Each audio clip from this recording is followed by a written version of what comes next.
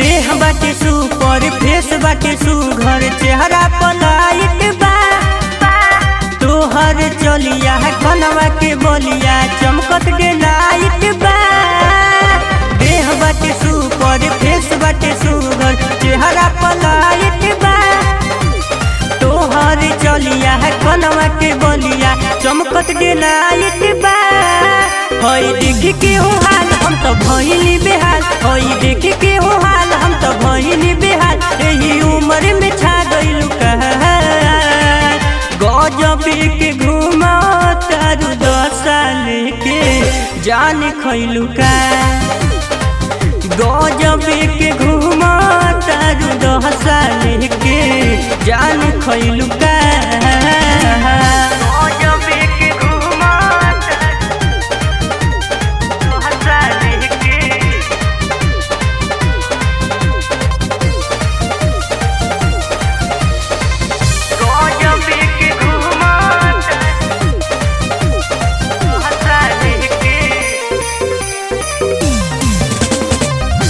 कइलू दीवाना अपना पहिला नजर से मन कर टांगल जाई तोहके तोहरा घर से।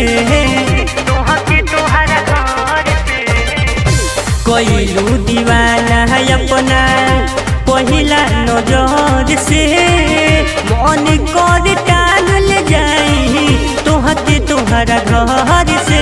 हटल सबसे ध्यान जान बनबू हो जान, हटल सबसे ध्यान जान बनबू हो जान। तनी बोला खिसिया गइलू कहा गजब के घुमा तारू 10 साल के जान खइलू का।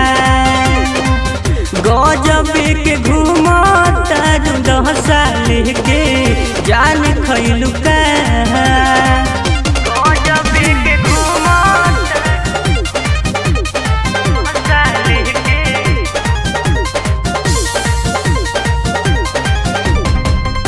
तोहरे में बानी कब से हम हुआ झुराइल मन बहलावता हो तोहरे स्माइल। हाँ तोहरे में बानी कब से हम हुआ झुराइल मन बहलावता हो तोहरे स्माइल। जतन कहली धन लेके जई है किसान, जतन कहली धन लेके जई है किसान। मन अब सन का गइलू कहा गजब के घुमा तारू 10 साल के जान खइलू का।